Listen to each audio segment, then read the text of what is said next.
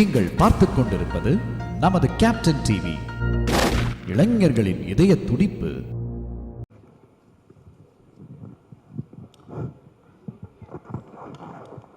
அனைவருக்கும் வணக்கம். இது எனது முதல் படம் மட்டும் இல்லை, இது என்னோடய முதல் மேடை. இது வரைக்கும் எந்த மேடையிலுமே நான் பேசினதும் இல்லை. மோகன் சார்ட்ட கேட்டேன், சார் என்னை எதுக்கு சார் பேச வைக்கிறீங்கன்னு கேட்டேன். இல்லை சார் நீங்கள் பேசுங்க அப்படின்னு சொல்லியிருந்தாங்க. எனக்கு எதுவும் பேச தெரியாது. நான் ஒரு நண்பர்கிட்ட கேட்டேன், பேச கூப்பிட்றாங்க ஏதாவது சொல்லாமல் கேட்டேன். கம்பெனி நாக்கில் சுழுக்குன்னு சொல்லிடு, உனக்கு பேச வராதுன்னு வச்சுக்கோனாங்க. பட் அப்படி சொன்னதுக்கு நான் பேசணும்னு சொல்லிட்டு தான் சரி பேசலான்னு தான் வந்திருக்கேன். ஒரு 2 இன்சிடென்ட் மட்டும் சொல்லியிருந்தேன். நானும் அண்ணன் முத்தைய அண்ணனும் ஒரே ஊர் தான், பக்கத்து ஊர் தான். எங்களுக்கு அப்போ வந்து ஒரு பொழுதுபோக்குனாலே படம் தான். படத்தை மட்டும் தான் பார்ப்போம், வேறு எதுவுமே எங்களுக்கு தெரியாது. படிப்போம் பார்ப்போம், படத்தை பார்ப்போம். 2 படம் 3 படம் இல்லை, 4 படம் தான் பார்த்துக்கிட்டே இருப்போம்.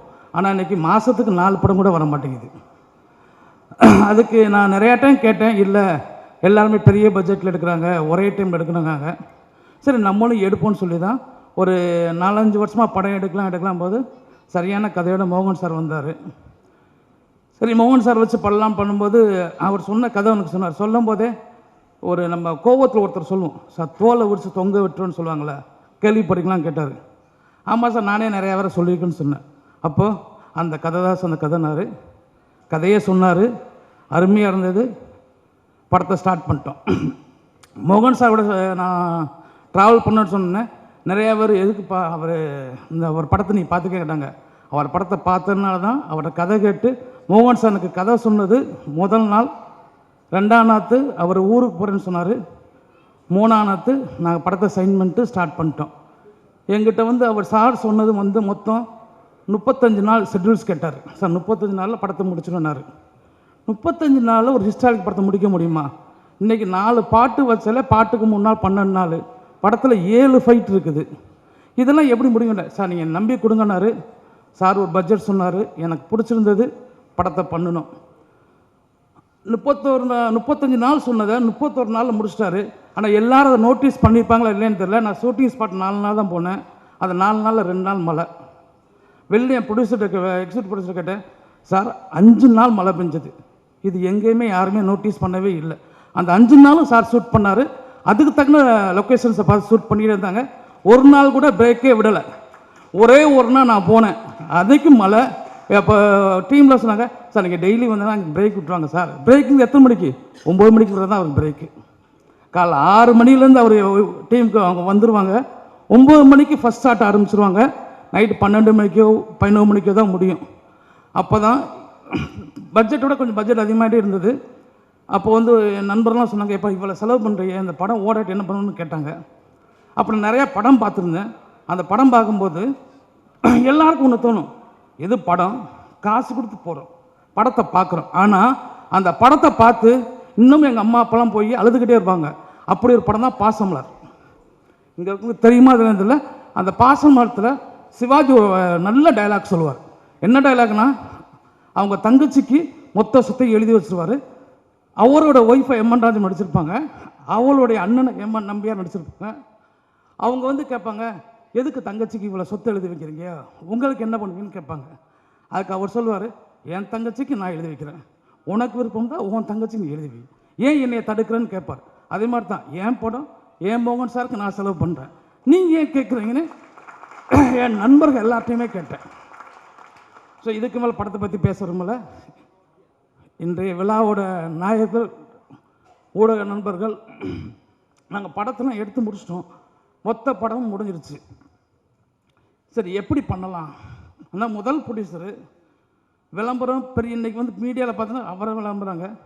சரி பண்ணலாம்னு யோசிக்கும்போது என்னைய படத்தை இந்த 2 படத்தை ட்ரெய்லர் ரிலீஸ் பண்ண 2 நாளில் 30 லட்சம் வியூஸ்க்கு மேலே கொண்டு வர வச்சது மிகப்பெரிய நன்றியை நான் தினதந்திக்கு தெரிவிச்சுக்கிறேன். தினதந்தி ரிப்போர்ட்டர் வந்திருக்கீங்களா சார்? தினதந்தியில் வந்திருக்காங்களா சார்? கொஞ்சம் மேடைக்கு வர சொல்கிறேன் சார். இல்லை சார், இல்லை ஒரே நிமிஷம் ஒரு சின்ன தேங்க்ஸ். ஏன்னா இன்றைக்கு வந்து முதல் நாள் நான் 7 மணிக்கு சொல்கிறேன். 7 மணிக்கு சொல்லியும் எனக்காண்டி ஃபஸ்ட் டைமாக ஃபுல் பேஜில் ஆர்டர் கொடுத்தாங்க. காசு 2வது பிரச்சனை. ஆனால் அவங்க மொத்த ஷெட்யூலையும் எனக்காண்டி பண்ணி கொடுத்தாங்க. அவங்களுக்கு ஒரு சின்ன தேங்க்ஸ் மட்டும் சொல்லணும், அதுக்காண்டி தான் ப்ளீஸ். இல்லை சார், என்னோட விரும்ப அதான் இது இப்போ நீங்கள் சொல்லுவீங்க தான் நான் பராசக்தி படத்தையே சொன்னேன். ஏன் படம் எனக்கு விளம்பரத்தை கொடுத்தாங்க. இன்னைக்கு 2 நாளில் திரௌபதி முழுக்க தெரியுதுன்னா அதில் 90% திரௌபதிக்கு தான் நான் நன்றி சொல்லி ஆகணும். ஒரே ஒரு நிமிஷம் எனக்காண்டி அவங்க வந்திருந்தாங்கன்னா கொஞ்சம் மேடைக்கு வரட்டும், ஒரு சின்ன தேங்க்ஸ் சொல்லணும், அதுக்காண்டி தான். இல்லை இங்கே இருக்காரான்னு கேட்குறேன், கொஞ்சம் வர சொல்லுங்களேன். என்னோட ஆசைக்காண்டி தான் சார். சார் இன்னைக்கு 30 லட்சம் வியூஸ் போயிருக்கு சார். இவ்வளோ பெரிய நாங்கள் எந்த செலவுலாம் பண்ணலை, ஜஸ்ட் பேப்பரில் மட்டும்தான் விளம்பரம் கொடுத்தோம். அதுக்காண்டி அந்த ஒரு நன்றிக்காண்டி தான் வந்திருக்காரான்னு கேட்குறேன். ஒரு வரலைங்களா? இல்லை இங்கே இல்லையா, இருந்தாருன்னா ஓகே, இல்லைன்னா விட்டுருங்க.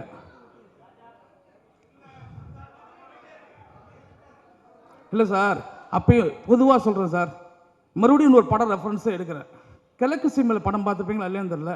அதில் விஜயகுமார் சொல்லுவாங்க, போருக்கு போகும்போது கூட குழந்தைய தாய்மா வீட்டில் தான் கொடுப்பாங்க. நாங்கள் குழந்தைய பெற்றெடுக்கிறோம், பிரசத்தை நாங்கள் தாய்மாமன்னு நினைக்கிறோம். அந்த தாய்மாமில் முதல் தாய்மாமன் நான் தினதி தான் நினைக்கிறேன். ஏன்னா நாங்கள் என்ன வேணால் படம் எடுத்துடலாம், எழுத போகிறது நீங்கள் தான். உங்கள் விமர்சனம் தான் வரும், உங்கள் கை உங்கள் பேனா உங்கள் நீங்கள் என்ன வேணால் எழுதிக்கலாம். எங்களுக்கு ஒரு நாள் டைம் கொடுங்க தான் கேட்குறோம். முதல் நாளே நீங்கள் விளம்பரம் பண்ணுறதுனால எவ்வளோ பெரிய படமாக இருந்தாலும் எங்களால் ஓட்ட முடியலை. ஸோ ஒரு தயாரிப்பாளராக நான் கேட்டுக்கிறது ஒன்று தான், நீங்கள் விமர்சனத்தை எழுதுங்க, உங்களுடைய எப்படி வேணாலும் எழுதிட்டு போங்க. ஆனால் எங்களுக்கு ஒரு நாள் விட்டு படம் வர்ற அன்னைக்கே நீங்கள் விமர்சனம் பண்ண வேண்டாம். ஒரு நாள் மக்கள் பார்க்கட்டும், பார்த்துட்டு நீங்கள் விமர்சனம் பண்ணுங்கள் சார். அனைவருக்கும் நன்றி.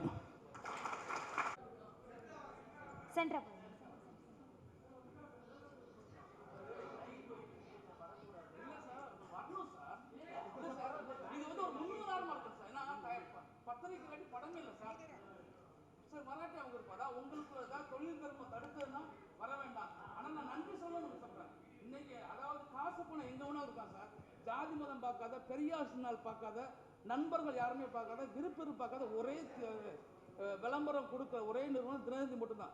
ஏன்னா முதல் நாள் சொன்னோன்னு எந்த ப்ரொடியூசரும் கேட்கல, எதுவுமே கேட்கல. அவங்க கேட்ட ஒரே கேள்வி, சென்சார் ஆயிடுச்சுங்களா, சர்டிஃபிகேட் இருக்கா, கொடுங்க நாங்கள் பண்ணுறோன்னு சொன்னாங்க.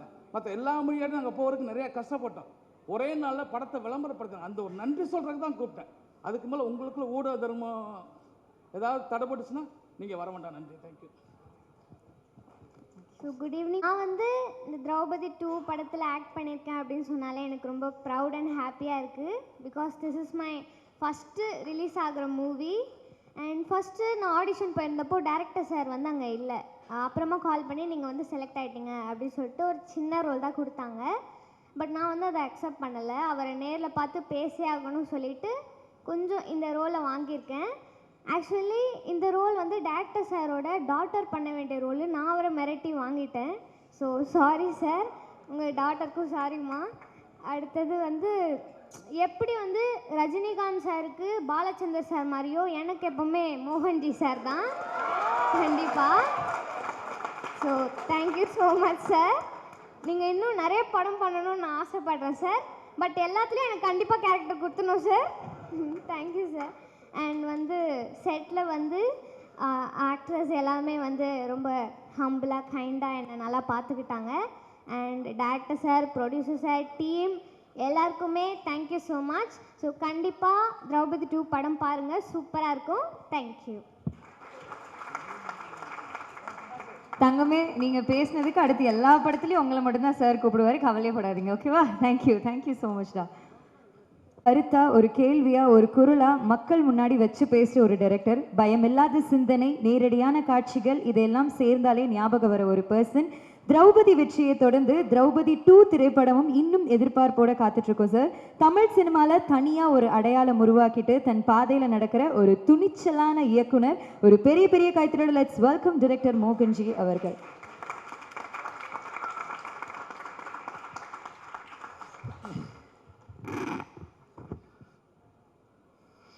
அனைவருக்கும் இனிய மாலை வணக்கம். பத்திரிகைகள் அனைவருக்கும் இனிய வணக்கம் சார். நான் என்னோடய டைரக்ஷன் டிபார்ட்மெண்ட் டீம் ஒரு வாட்டி ஸ்டேஜில் ஏற்றிக்கிறேன். அண்டு கேமரா டிபார்ட்மெண்ட் டீம் 2 பேரையும் ஸ்டேஜில் ஏற்றிட்டு நான் பேச ஆரம்பிச்சிடுறேன். அவங்களுக்கு இந்த படத்தில் என் கூட அவ்வளோ கஷ்டப்பட்டு ஒர்க் பண்ணியிருக்காங்க. சும்மா அவங்களுக்கு ஒரு அடையாளம் இது, அதனால் அதை மட்டும் முடிச்சுட்டு நான் பேசுகிறேன். வாங்க டைரக்ஷன் டிபார்ட்மெண்ட் டீம்லாம் வாங்க.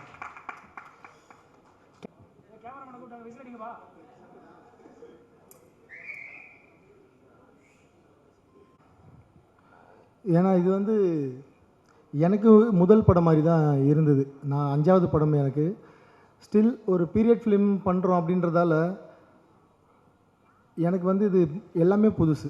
நம்ம கற்பனையில் தான் இதெல்லாமே இருந்தது. புத்தகத்தில் படித்த அண்ணன் புத்தகத்தில் அப்புறம் அவரை பற்றி நிறைய ரிசர்ச் பண்ணேன். நான் சொல்கிறேன் இந்த படம் பண்ணுறதுக்கு காரணமே அதான் சொல்கிறேன். பட் இப்படி இவங்களோட மேன் பவர் என் கூட சப்போர்ட்டிவாக இல்லைன்னா நான் என்ன தான் பேப்பரில் கொண்டு வந்திருந்தாலும் அதை இவங்க வந்து சேர்த்தாங்க. இவங்க இங்கே நிப்பாட்ட வேண்டிய இன்னும் ஆர்ட் டிபார்ட்மெண்ட் அசிஸ்டன்ஸ் இருக்காங்க, ஃபோட்டோ ஃபில் டீம் இருக்காங்க, கிரேன் டிபார்ட்மெண்ட் டீம் இருக்காங்க. இவங்கெல்லாம் என் கூட முதல் படத்துலேருந்து வேலை செய்கிறாங்க. ஸோ இந்த மேன் பவர் எனக்கு வந்து சப்போர்ட் பண்ணலைன்னா இவங்களை யாரையுமே நான் வந்து கம்ஃபர்டபுள் ஜோனில் வச்சு ஒர்க் பண்ணிட முடியாது. ஸோ என்னோடய டீமுக்கு நான் இந்த இடத்துல மனமாற நான் நன்றியை சொல்லிக்கிறேன். இல்லைனா இந்த பட்ஜெட்டில் 31 நாளுக்குள்ளே இப்படி ஒரு படம் கனவுல கூட சாத்தியமில்லை. நான் மறுபடியும் பதிவு பண்ணுறேன். நான் எவ்வளோ ப்ரெஷருக்குள்ளே போயிருக்கேன் இந்த படத்தில் அப்படின்றது எனக்கு தெரியும் ஷூட் பண்ணுறப்ப. ஸ்டில் எனக்கு இதில் வந்து பேர் கிடைக்க போகுது. அடுத்த படம் பண்ண போகிறேன். அடுத்த படம் இருக்கலாம் இல்லாமல் இருக்கலாம், அதெல்லாம் அப்புறம். பட் இதில் எனக்கு எவ்வளோ பெரிய பேர் கிடைக்க போகுது, இந்த ட்ரெய்லரில் எனக்கு எவ்வளோ பெரிய பேர் கிடச்சிருக்கு, எம்கோனில் எவ்வளோ பெரிய பேர் கிடச்சிருக்கு எனக்கு தெரியும். பட் எதுவுமே இல்லாமல் இவ்வளோ உழைப்பு போட்டாங்க. அதுக்காக அங்கீகாரம், அதுக்காக நன்றி. இதுக்கப்புறம் ஸ்டார்ட் பண்ணுறேன். எங்கேருந்து ஸ்டார்ட் பண்ணுறது தெரியல. இவ்வளோ பேர் இருக்காங்க, நான் யாரை பற்றி பேசுகிறது, யாரை விடுவேன், எதுவுமே தெரியல. சொல்லிடுறேன். இருந்தாலும் எப்போவுமே ரிச்சர்ட் சார் அவர்கிட்ட தான் ஸ்டார்ட் பண்ணுவேன். அவர் இல்லைன்னா திரௌபதி 2 கண்டிப்பாக ஒர்க் ஆகிருக்காது. ஏன்னா முதல்ல இப்படி ஒரு படம் பண்ணணும், இவ்வளோ பெரிய விஷயத்தை பண்ண போகிறோம், களத்தில் போய் எங்கெங்கே போய் லொக்கேஷன் தேட போகிறோம், யார்கிட்ட போய் நிற்க போகிறோம், எதுவுமே தெரியாது. அவர்கிட்ட போய் சொன்னேன், சார் இப்படி ஒரு விஷயம் இருக்குது, நம்ம பண்ணலாம், அது வந்து திரௌபதி 2வாக மாறும். ஆனால் நீங்கள் வந்து எப்படி இதுக்கு சப்போர்ட் பண்ண போகிறீங்க தெரில சார். அவ்வளோ மனித உழைப்பு இதுக்கு வந்து தேவைப்படும். நமக்கு நீங்கள் நானும் சேர்ந்தால் நமக்குன்னு ஒரு பட்ஜெட் இவ்வளோ தான் சார் நம்மளோட வெயிட், அதை தான் நம்ம தூக்க முடியும். அதுக்கு மேலே வெயிட்டை நம்ம தூக்குனா 2 பேருக்குமே எலும்பு முறிவு ஏற்படும். அவ்வளோ சுமை தூக்க முடியாது எங்களால். அப்போ இந்த பட்ஜெட்குள்ளே நம்ம இவ்வளோ பெரிய படம் எப்படி சார் பண்ணலான்னு கேட்டோடனே அவர் கண்ணை மூடின்னு சொல்லிட்டாரு. எனக்கு நம்ம திரௌபதி பண்ணப்போ நான் அவருக்கு சம்பளம் கொடுக்கல, படம் முடிஞ்சதுக்கப்புறம் தான் கொடுத்தேன். இதுலேயும் சொல்லிட்டார், வழக்கம் போல் நான் சம்பளம் வேணாம், நீங்களும் அதே மாதிரி போய் ப்ரொடியூசர்கிட்ட சொல்லிவிட்டு ஒரு ப்ரொடியூசரை பிடிச்சிட்டு வாங்க, ஃபஸ்ட்டு நம்ம வந்து ஷூட் போயிடலாம் அப்படின்னு சொல்லிட்டாரு. அந்த வார்த்தை தான் இந்த படம் ஆரம்பிக்கிறதுக்கு முதல் புள்ளி. அதை இப்போ வரைக்கும் சொல்கிறேன். அவர் இன்னும் ₹1 சம்பளம் வாங்கலை இந்த படத்தில். அவ்வளோ பெரிய சப்போர்ட் வந்து பண்ணி கொடுத்துருக்காரு. நான் சொன்னேன், சார் இன்ஜுரிலாம் ஆகும், ஃப்ராக்சர்லாம் ஆகும் சார், ஆனால் அவ்வளோ கஷ்டப்பட வேண்டியது இருக்குது சார், முடி வளர்க்கணும், நீங்கள் வேறு எங்கேயும் போய் நடிக்க முடியாதுன்னு சொன்னேன். அது எல்லாத்தையும் பொறுத்துக்கிட்டு கிட்டத்தட்ட 1 வருஷமாக அந்த முடியை வளர்த்து மலேசியா போய் சிலாத் கலையை கற்றுக்கிட்டு 3-4 மாதம் குதிரை பயிற்சி எடுத்து இந்த படத்தில் வந்து அதுக்காக கத்தி சண்டைலாம் அவர் வந்து ப்ராக்டிஸ் பண்ணி அவ்வளோ பெரிய டெடிகேட்டிவ் ஒரு ஆர்டிஸ்ட் அவர். தமிழ் சினிமாவில் நல்ல நல்ல இயக்குனர்கள் என் மேலே இருக்கிற ஏதோ ஒரு தனிப்பட்ட ஏதாவது என் மேலே ஒரு கோபம் அதெல்லாம் இருந்தால் அதெல்லாம் இல்லாமல் ரிச்சர்ட் சாரை நீங்கள் வந்து நல்ல நல்ல படங்களில் கேஸ்ட் பண்ணணும். இந்த மாதிரி ஒரு ஹீரோ நிச்சயமாக கிடைக்க மாட்டார். அவ்வளோ டவுன் டு எர்த் அண்ட் அவ்வளோ ஆக்டிவான ஒரு ஹீரோ. 16 hours ஒரு நாளைக்கு ஒர்க் பண்ணுறதுக்கு இன்றைக்கி எத்தனை ஹீரோ இருக்காங்க தெரில, அவர் இருக்கார் ரெடியாக.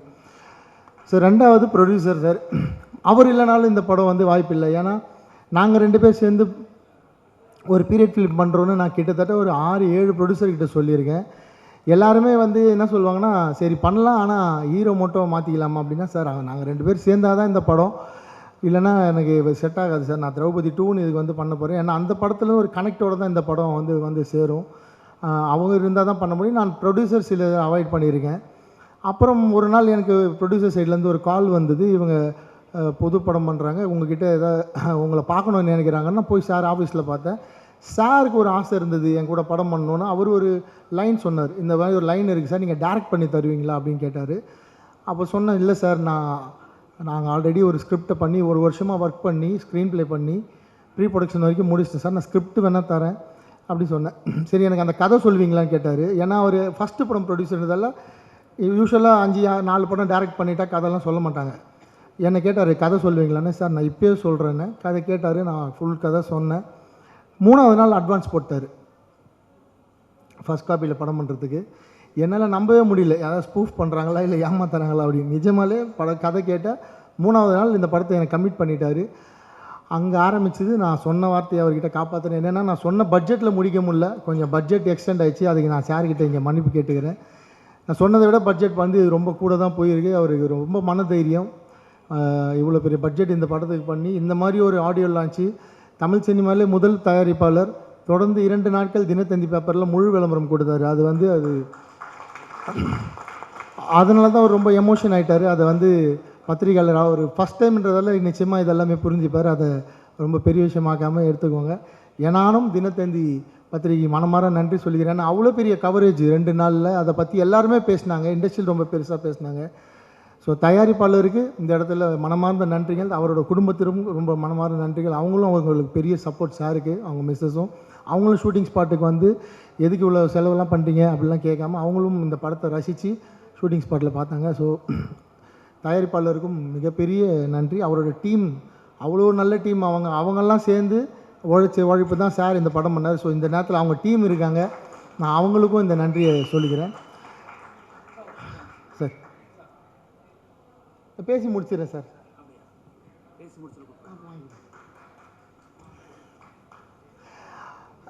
அடுத்து இதுக்கப்புறம் என் கூட ஒர்க் பண்ணுற டீம் எப்போவுமே ஒர்க் பண்ணுற டீம் தான். புதுசாக யாரும் இல்லை, அதே டீம் தான் இருக்காங்க. அண்டு ஹீரோ அப்படி தான் இருக்கார். ப்ரொடியூசரும் கிடச்சிட்டாரு. ஸோ முக்கியமான ஒரு கேரக்டர் இருக்குது படத்தில். யாருன்னா கேமராமேன். என்னென்னா நான் ரொம்ப ராவாக ரொம்ப டார்க்காக படம் எடுக்கிற டைரக்டர். ஸோ எனக்கு இந்த படம் வந்து அப்படி ப்ரெசென்ட் பண்ண விருப்பம் இல்லை. ஏன்னா யூஸ்வலாக பீரியட் ஃபிலிம்னால் அப்படி தான் இருக்கும். பட் நான் கொஞ்சம் இந்த படத்தை வந்து கலர்ஃபுல்லாக பண்ணணும் அப்படின்னு ஆசைப்பட்டேன்.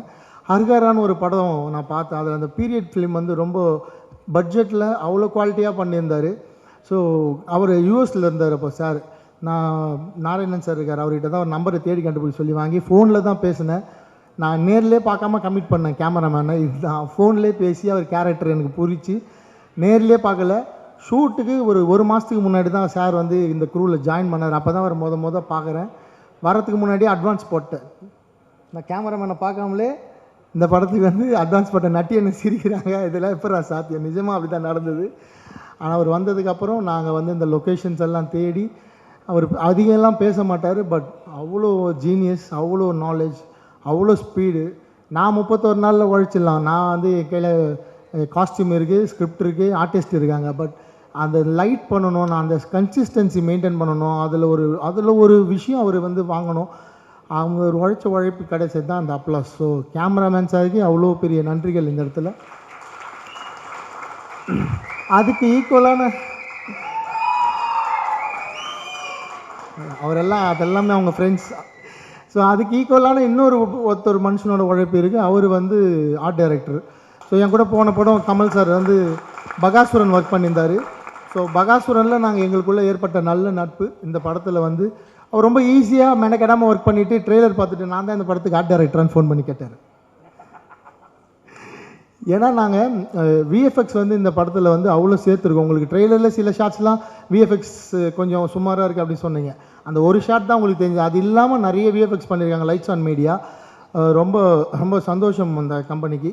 வெங்கி சார் ஒர்க் பண்ணியிருக்காரு அண்டு சுந்தர் சார் இருக்கார். அவங்களோட ஒர்க். அதனால தான் ஆர்ட் டைரக்டர் வந்து அப்படி ஒரு விஷயம் கேட்டார், இது நம்ம தான் ஒர்க் பண்ணோமான்னு. அவங்களும் ஒரு நாள் ஷூட்டிங் ஸ்பாட்டில் இருந்து ரொம்ப பிளான்டாக டெக்னிக்கலாக பண்ண ஒரு படம் இன் கன்ஸ்டெயின்ட் பட்ஜெட்.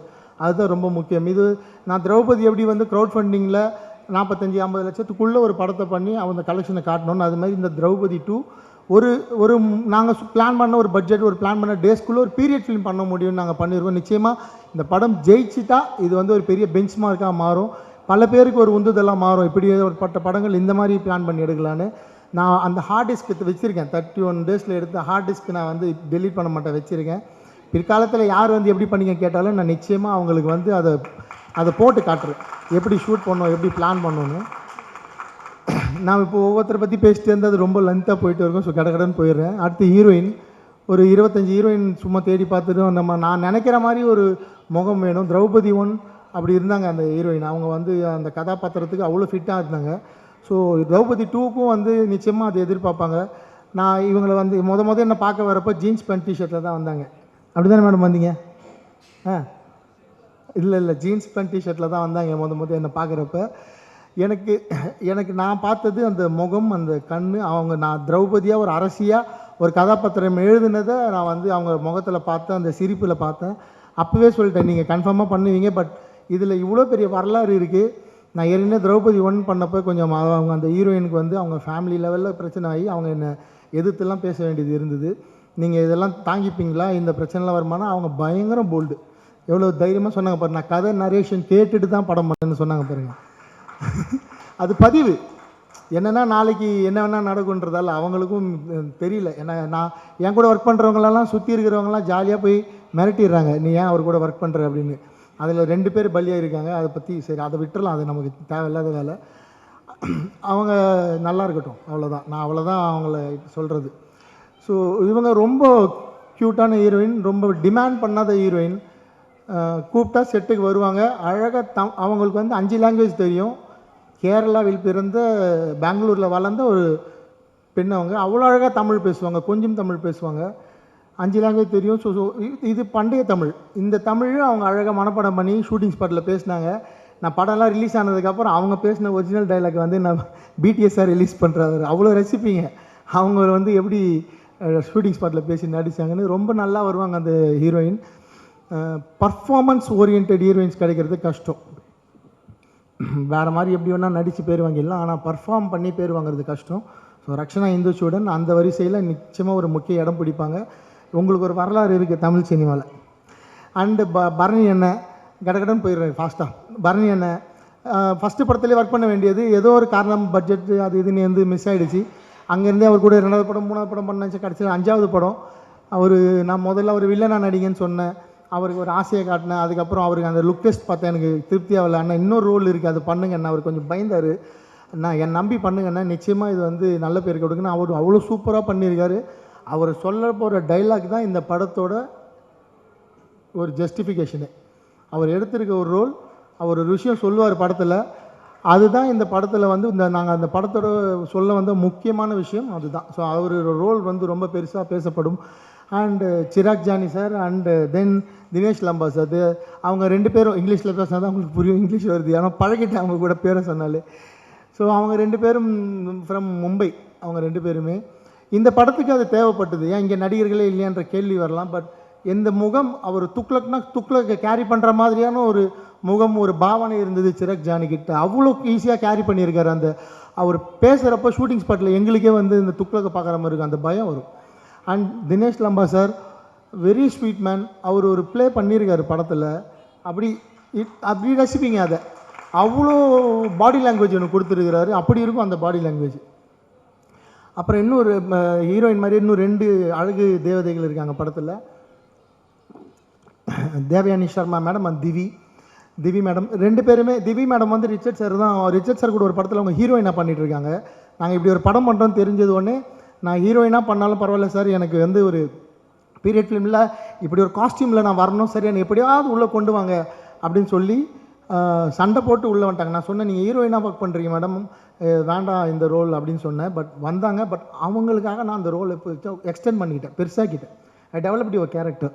ஸோ அவங்க பேசுகிற வசனங்களும் அவங்க படத்தில் ஒரு முக்கியமான இடத்துல ஒரு திருப்பத்தை ஏற்படுத்துவாங்க. அதுவுமே அவங்க அவ்வளோ அழகாக, அவங்களுக்கு தமிழ் தெரியாது, தெலுங்கு தான் அவங்க. ஆனால் தமிழை புரிஞ்சிக்கிட்டு தமிழில் தான் அந்த சீன் நடித்தாங்க. அவ்வளோ கஷ்டப்பட்டு அதுக்கு தான் அவங்க வந்துட்டு தேங்க்ஸ் சொன்னாங்க என்னோடய கோ டைரக்டருக்கு. அண்ட் தேவயானி சர்மா மேடம், அவங்களும் மகாராஷ்டிரா மும்பை. அவங்க வந்து துக்ளக்கோட ஒய்ஃப் பண்ணுறாங்க அவங்க அந்த கேரக்டரு. இப்போ அவங்களுக்கு அந்த லுக்கு வேணும். நான் அந்த மாதிரி ஒரு ராணி, ஒரு ஒரு ஒரு துருக்கியிலேருந்து வந்த ஒரு பெண் அப்படின்னு காட்டணுன்னா அந்த லுக்கு வேணும். அந்த லுக்கு வந்து நம்ம எங்கெங்கேயோ தேடி பார்த்தா தமிழ்நாட்டில் யாராவது இருக்காங்களான்னு கிடைக்கவே இல்லை. அவங்க வந்து நான் இன்ஸ்டாகிராமில் தான் பார்த்து அப்புறம் அவங்கள காண்டாக்ட் பண்ணி லுக் டெஸ்ட் பண்ணேன். அவ்வளோ பியூட்டிஃபுல்லாக இருந்தாங்க. இன்றைக்கி தமிழ் சினிமாவில் ஒரு எம்டியான இடம் இருக்குது. இந்த மாதிரியான ஒரு ஒரு அழகிய உடல்வாகு கொண்ட ஒரு கதை, ஒரு ஹீரோயின், ஒரு கேரக்டர் ரோல் பண்ணுறதுக்கு நிச்சயமாக Devayani Sharma fill that space. அவங்கள நிறைய டேரக்டர்ஸ் யூஸ் பண்ணிக்கோங்க. Very comfortable, very quality artist, ரொம்ப குவாலிட்டியாக ஒர்க் பண்ணக்கூடிய வெரி கம்ஃபர்டபுளான artist. And Natty sir finally நான் பகாசுரன் பண்ணுறப்ப நட்டி சார் கிட்ட சொல்லிட்டேன், நட்டி சார் நம்ம வந்து அடுத்த படம் வந்து ஒரு ஒர்க் பண்ண போகிறோம், என்ன பண்ண போகிறோன்னு தெரியல. அடுத்த படம் நான் ஏதோ 3 படம் 3 ஸ்கிரிப்ட் எழுதியிருக்கேன் சார், நீங்கள் எப்படியாவது அதுக்குள்ளே வந்து பண்ணிவிடுங்க. நான் நட்டி சாருக்கு ஒரு சின்ன மிஸ்டேக் பண்ணேன் பகாசுரனில். நான் அப்போயே சொன்னேன் அதை, சார் மன்னிச்சிருங்க. நான் அதனால அப்போயே சொன்னேன், சார் நான் வந்து கண்டிப்பாக அடுத்த படம் வந்து நான் அதை காம்பன்சேட் பண்ணிக்கிறேன் சார் அப்படின்னு. அவர் எனக்கு அண்ணன் மாதிரி, கூட பிறந்தவர் மாதிரி. நான் ரொம்ப உரிமையாக பேசலாம் நட்டி அண்ணன் கூட, என்ன வேணாலும் பேசலாம், டிஸ்கஸ் பண்ணலாம், டவுட்ஸ் கேட்கலாம். அப்போ நான் இவர்கிட்ட போயிட்டு, அண்ணா நீங்கள் வல்லால மகாராஜ் ஏஐயில் வந்து ஒரு இமேஜ் பண்ணி கொண்டு போய் காட்டினேன், டேய் என்னடா இப்படி மாற்றி வச்சுருக்க என்ன அப்படின்னாரு. ஆனால் அண்ணன் வந்து ஒரு தோரணையை வந்து கடைப்பிடிச்சார். சிவாஜி சார் ஒரு எப்படி ஒரு கம்பீரமாக இருப்பார், அந்த ட்ரெஸ் போட்டால் அந்த டைலாக் டெலிவரி சொல்கிறப்ப அந்த மாதிரி ஒரு பாடி லாங்குவேஜை ஒரு தோரணையை வந்து எடுத்துக்கிட்டு அவர் டைலாக் டெலிவரி ஸ்பீடு, அவருக்கு பிடிச்ச ஒரு பெரிய ஆக்டர் இருக்கார் நம்ம தமிழ் சினிமாவில், சூப்பர் ஸ்டார். அவரோட பாடி லாங்குவேஜை சிவாஜி சாரோட பாடி லாங்குவேஜ் எடுத்துக்கிட்டு டைலாக் டெலிவரியில் சூப்பர் ஸ்டார் எடுத்துக்கிட்டார். அது பார்க்க அவ்வளோ சூப்பராக இருந்தது. அண்ணன் ரொம்ப ஸ்பீடாக போகிறீங்கன்னா, இந்த கேரக்டருக்கு வயசு 80ன்னு அப்படின்னா, 80 நான் படித்தேன் வல்லாளரை பற்றி. 80 வயசுலேயே அந்த மனுஷன் பேரரசன் அப்படி தாண்டா இருந்திருக்கான், சண்டை போட்டிருக்காண்டா 80 வயசில் போய், நம்ம இப்படியே பண்ணலாம் கரெக்டாக இருக்குன்னு சொல்லி அந்த கேரக்டருக்கு அவ்வளோ பெரிய ஜஸ்டிஃபிகேஷன் கொடுத்தாரு.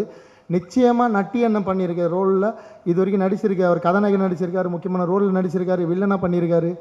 இந்த கதாபாத்திரம் நட்டி அண்ணனோட லைஃப்பில் ஒரு பெரிய மணிமகுடமாக இருக்கும். அவர் அப்படி ப்ரெசென்ட் பண்ணியிருக்காரு அந்த ரோலை.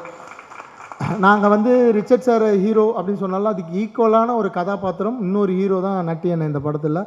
ஆனால் நம்ம வீரசிம்ம காடவராயனா பண்ணியிருக்க ரிச்சர்ட் சார் தான் படம் ஃபுல்லாக வருவார். நட்டி அண்ணன் ரோல் எல்லாருமே சொல்லிட்டாங்க கதையை, இவரை வந்து தோலை உரிச்சு தொங்க விட்டுருவாங்கன்னு. உண்மை தான். அந்த கதாபாத்திரத்தை அந்த எப்படி தோலை உரிச்சு தொங்க விட போகிறாங்க, நான் யாரும் சொல்லக்கூடாது தான் சொன்னேன், பட் எல்லாம் எமோஷனில் சொல்லிட்டாங்க. சரி, அது எப்படி சும்மா பண்ணியிருக்கோம், ஜாலியாக பாருங்கள். ஸோ தோலை உரிச்சு தொங்க விட்டுருவேன் அப்படின்ற வார்த்தை உருவானது இவர் ஏற்ற கதாபாத்திரமான வீர வல்லாள மகாராஜாவோட மரணத்திலேருந்து தான். இன்றைக்கி வரைக்கும் நம்ம அந்த வார்த்தையை பயன்படுத்துகிறோம். அதை பார்க்க போகிறீங்க, திரையரங்களை தெரிஞ்சுக்க போகிறீங்க. ஸோ கிட்டத்தட்ட ஃபஸ்ட் ரோல் இருக்க எல்லாரும் பற்றி பேசிட்டேன். அண்டு ஃபினிஷ் தானே. And Vela Ramamoorthy sir, Vela Ramamoorthy sir வந்து நான் நிஜமாலே நடிகராக பார்க்கல, இவர் பெரிய எழுத்தாளர். நான் அவர்கிட்ட கேட்டிருக்கேன், சார் தென் மாவட்டத்தை பற்றி ஒரு கதை கொடுங்க, நீங்கள் குற்ற பரம்பரைக்கு நிறைய நான் பண்ணுறேன் நீ பண்ணுறேன்னு சொன்னாங்க. எனக்கு அது வேணாம், ஆனால் ஒரு உண்மை சம்பவம் தென் மாவட்டத்தில் நடந்ததை தயவு செஞ்சு எழுதி கொடுங்க அப்படின்னு. அவர் நடிக்கிறப்போ அவர் குரல் அதை எப்படி அவர் வந்து அது இவ்வளோ நாளாக வந்து தாங்கி பிடிச்சின்னு இருக்கார் தெரியல. அப்படியே ஒரு டெலிவரி இருக்கிறப்ப ஒரு சிங்கம் கர்ஜிக்கிற மாதிரி இருக்கும். அவர் ரீடேக்கே கேட்க மனசு வராது, கரெக்ஷனே சொல்ல மனசு வராது. அவர் ஒன் மந்த் போலாண்டா அப்படின்றவர்.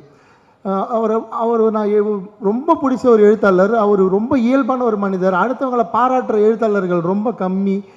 ரொம்ப மிகச்சிறந்த ஒரு மனிதர்.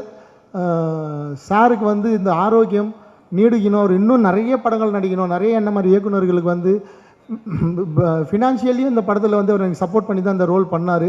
ட்ராவல் பண்ணி வந்து கம்ஃபர்டபுளாக அவ்வளோ சில்லாக ஒர்க் பண்ணார். நாங்கள் கொஞ்சம் அவருக்கு கார் கொடுக்கறதுலாம் கூட சின்ன சின்ன பிரச்சனைகள் இருந்தது, தங்க வைக்கிறதுல பிரச்சனைகள் இருந்தது. எல்லாத்துலேயும் அட்ஜஸ்ட் பண்ணி ஒர்க் பண்ண ஒரு மாமனிதர். ஸோ அவர்கிட்ட நான் வந்து திரும்பி ரெக்வஸ்ட் பண்ணி கேட்டுக்கிறேன், எனக்கு ஒரு நல்ல கதை தென் மாவட்டத்தை பேஸ் பண்ணி கொடுங்க சார். ஆசையாக இருக்குது ஒரு தென் மாவட்டம் சார்ந்த ஒரு படம் பண்ணணும்னு சொல்லி. அண்டு இதுக்கப்புறம் இந்த படத்துக்கு இன்னும் சப்போர்ட்டிவ் வந்தவங்க ரைட்டர் பத்மா சந்திரசேகர் மேம். அவங்க புத்தகம் ஒரு பெண் சாண்டில்யான்னு சொல்லுவாங்க அவங்கள, அந்த மாதிரியான ஒரு எழுத்தாளர். அவ்வளோ அழகாக எழுதுவாங்க.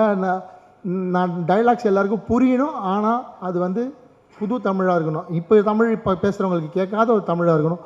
அந்த மாதிரி ஒரு புது புது வார்த்தைகளாக கண்டுபிடிச்சி அவ்வளோ அழகாக வந்து அவங்க எழுதுனாங்க. நான் வந்து டைலாக்கை நம்ம தமிழ் எழுதி கொடுத்துட்டு அவங்ககிட்ட சொல்லிவிடுவேன். அவங்க அதை அழகாக ஸ்க்ரீன் பிளேயில் சேர்த்து அவ்வளோ அழகாக எழுதி கொடுத்தாங்க. டைலாக் ஸ்பார்க்கில் கொடுப்பாங்க. ஷூட்டிங் ஸ்பாட்லேருந்து ஃபோன் பண்ணும், மேடம் இமீடியட்டாக ஸ்பாட்டில் இருக்கேன், எனக்கு இப்படி ஒரு டைலாக் மாற்றி கொடுங்கன்னா இமீடியட்டாக மாற்றி கொடுப்பாங்க. அதுலேருந்து வந்த வசனங்கள் தான் ட்ரெய்லரில் கடைசியாக வச்ச ஒன்றே குலம் ஒருவன் அல்ல தேவன் அப்படின்ற டைலாக். அப்படி படிக்கிறப்பவே எனக்கு வந்து லைட்டாக ஷிவரிக்கு வந்துச்சு. இது என்ன மேடம் இப்படி இருக்கு, இது எப்படி ப்ரெசென்ட் பண்ண போகிறோன்னா அவங்க சொன்னாங்க, சார் இந்தியா முழுக்க அத்தனை சமூகங்கள் இருக்குது, அத்தனை மதங்கள் வாழ்கிற ஒரு நாடு இது. இந்த நாடு ஒரு மதத்துக்கு சொந்தமான நாடு இல்லை சார். அதுதான் இந்த வசனத்தோட அர்த்தம். ஒன்றே குலம் ஒருவன் அல்ல தேவன்.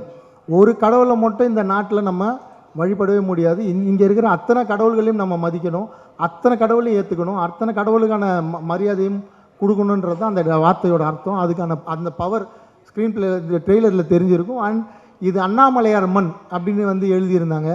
அது நான் வந்து ஸ்ட்ரெஸ் பண்ணி தான் கேட்டு வாங்கினேன். இப்படி ஒரு பவரான இடம் அந்த இடம் அவர் வந்து சொல்லணும்.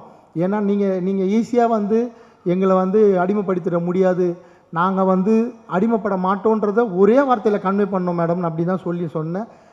ஈஸியாக கொடுத்துட்டாங்க. நான் சொன்னேன் ஏற்கனவே போன படத்தில் மண்ணுன்னு சொல்லி தான் இன்றைக்கி வரைக்கும் அனுபவிச்சுன்னு இருக்கேன்.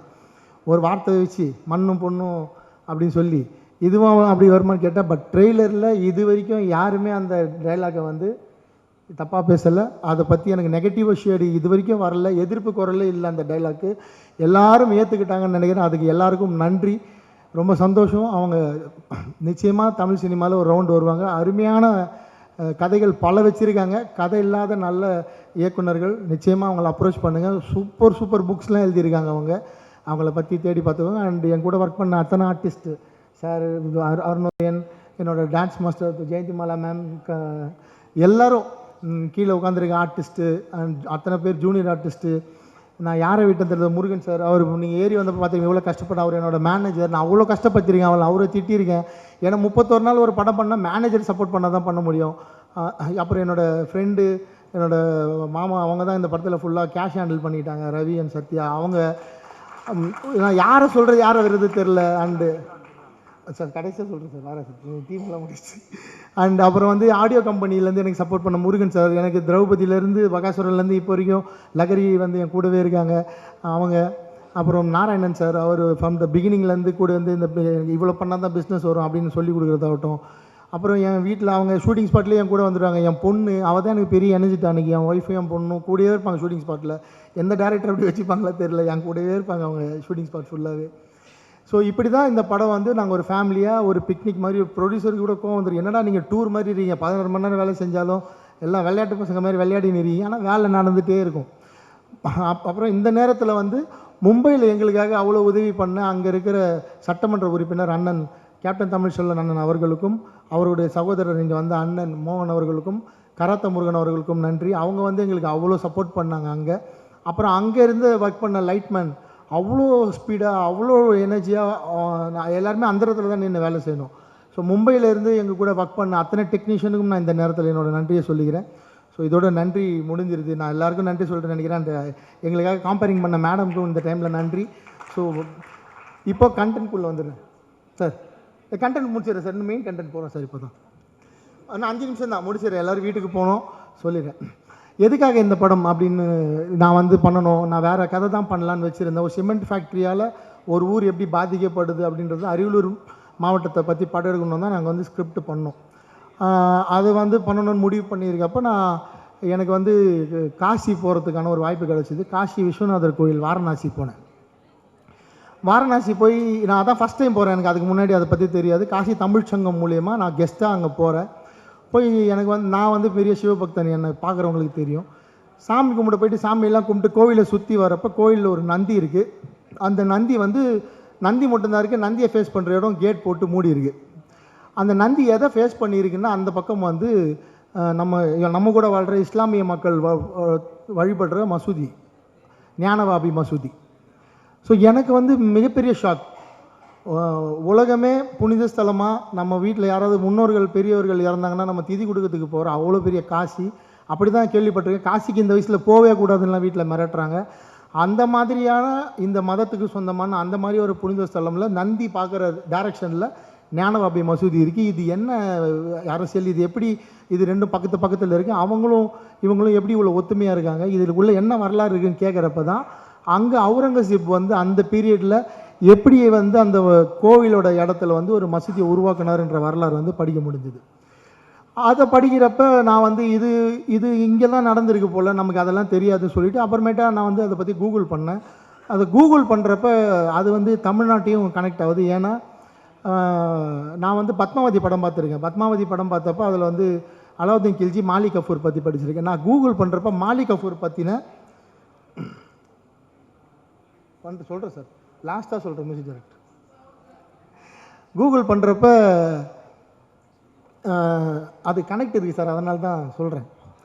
நான் கூகுள் பண்ணுறப்ப எனக்கு வந்து மாலிக் கஃபூர் பற்றி படிக்க வருது. மாலிக் கஃபூர் பற்றி படித்தா மாலிக் கஃபூர் வந்து வட இந்தியாவில் மட்டும் பிரச்சனை பண்ணாமல் அவர் வந்து நம்ம சவுத் இந்தியாவிலையும் பிரச்சனை பண்ணியிருக்காரு. மதுரையில் வந்து படையெடுத்திருக்காரு. மதுரை கோவிலில் வந்து கொள்ளையடிச்சிட்டு போயிருக்காரு. அவர் வந்து அந்த மதுரை கோவிலை கொள்ளையடிக்க அவர் வந்து இங்கே வழிகாட்டுறதுக்கு யாரை வந்து பிணை கைதியாக வந்து கூப்பிட்டு போகிறாரு, யாரை வந்து வழிகாட்டியாக வந்து மிரட்டி இட்டு போகிறாருன்னா வல்லால மகாராஜா, கரெக்டு தானே, வீர வல்லால மகாராஜாவை அவர் வந்து வழிகாட்டியாக கூப்பிட்டு போகிறாரு. இது யாரா வீர வல்லால மகாராஜா? எனக்கு அதுக்கு முன்னாடி ஒய்சால மன்னர்கள்லாம் சும்மா தெரியும், நான் படிச்சிருக்கேன். நான் ஹிஸ்ட்ரியில் நிறைய இந்த ராஜராஜ சோழன் ரொம்ப பிடிக்கிறதால. ஸோ இந்த வீர வல்லால மகாராஜா யாருன்னு பார்த்தா அண்ணன் வந்து அதை பற்றி புக்கு எழுதியிருந்தார்.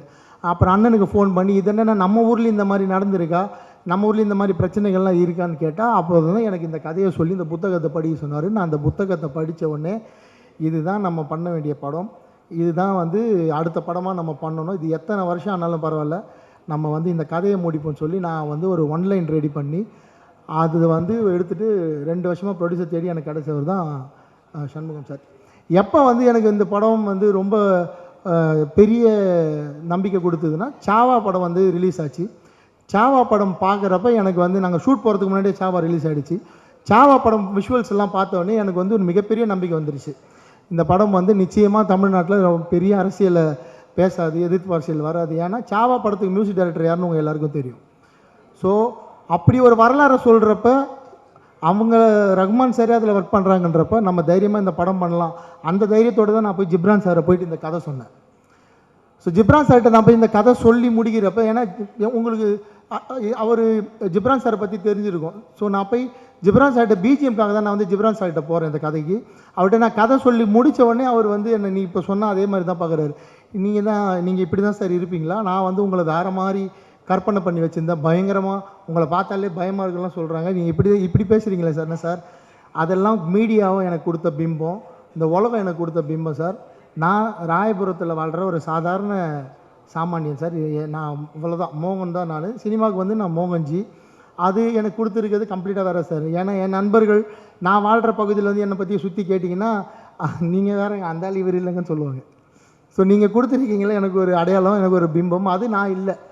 ஸோ நான் வந்து எனக்கு மக்களுக்கு தெரியாத ஒரு விஷயம், அது உண்மையான விஷயம், அது ஆத்தென்டிகேட்டட் இருக்குது, அதில் வரலாறு இருக்குது, அதில் என்கிட்ட ப்ரூஃப் இருக்குன்னா நான் தைரியமாக படம் பண்ண இறங்குவேன்.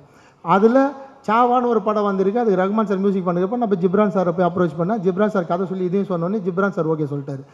ஜிப்ரான் சார் ஓகே சொன்னதுக்கு அப்புறம் தான் இந்த படம் வந்து அடுத்த லெவலுக்கு போகுது. ஏன்னா ஒரு நல்ல டெக்னீஷியன்ஸ் எல்லாம் சேர்றப்ப என் கேமராமேன் பேச மாட்டார், என் ஆர்ட் டைரக்டர் பேச மாட்டார், என் எடிட்டர் பேச மாட்டார். இப்போ இப்படி டெக்னீஷியன்ஸ் எல்லாம் கூட வச்சுட்டு இவங்க பவர்ஃபுல்லாக இன்னொருத்தர் பேசவே மாட்டார், அவர் ஜிப்ரான் சார்.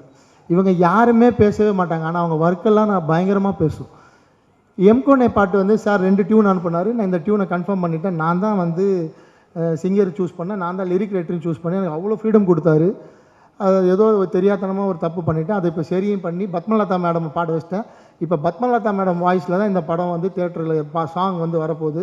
அவங்க தான் இப்போ உங்கள் முன்னாடி அறிமுகம் பண்ணி வச்சேன். நன்றி மேடம், பத்மலதா மேடம், ரொம்ப நன்றி. எங்களுக்கு ஒரு இக்கட்டான சூழலில் நீங்கள் இந்த பாட்டு பாடி கொடுத்ததுக்கு ரொம்ப ரொம்ப நன்றி. அண்ட் ஜிப்ரான் சார் வந்து, சார் நான் வந்து கொஞ்சம் எனக்கு மாஸ் ஆடியன்ஸ் சார், கொஞ்சம் மாஸாக மியூசிக் பண்ணி கொடுங்க சார். இல்லை சார், இது கொஞ்சம் நான் வந்து இன்டர்நேஷ்னல் லெவலில் போகிறேன் சார், கொஞ்சம் எனக்கு ஃப்ரீடம் கொடுங்கன்னு சொன்னார். சார் ஃபுல் ஃப்ரீடம் எடுத்துக்கோங்க சார், எனக்கு கொஞ்சம் மாஸ் மட்டும் அங்கங்கே சேர்த்து கொடுங்க சார். என்ன ஸோ ஒரு 50% மாஸ் எலிமெண்ட்ஸும் 50% கிளாஸ் எலிமெண்ட்ஸும் கலந்து இந்த படத்துக்கு ஒரு ரீ ரெக்கார்டிங் கொடுத்துருக்காரு. நிச்சயமாக பாருங்கள், பல இடங்களில் ரசிப்பீங்க, பல இடங்களில் இது ரொம்ப எமோஷ்னலான படம், ரொம்ப உணர்வு ரீதியான படம், அவ்வளோ அழகாக ஒர்க் பண்ணி கொடுத்துருக்காரு. ஜிப்ரான் சார் ரொம்ப நன்றி.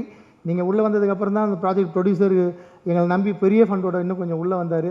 ஸோ இந்த நேரத்தில் உங்களுக்கு ரொம்ப ஸ்பெஷல் தேங்க்ஸ் சொல்லிக்கிறேன். அதனால தான் உங்களை கடைசியாக பேசலாம் அப்படி சொல்லி, அவ்வளோதான். நான் மொத்தமாக ஜிப்ரான் சாரை 4 தடவை மீட் பண்ணியிருப்பேன், நாங்கள் ஒரு 40 தடவை ஃபோனில் பேசியிருப்போம், அவ்வளோதான்.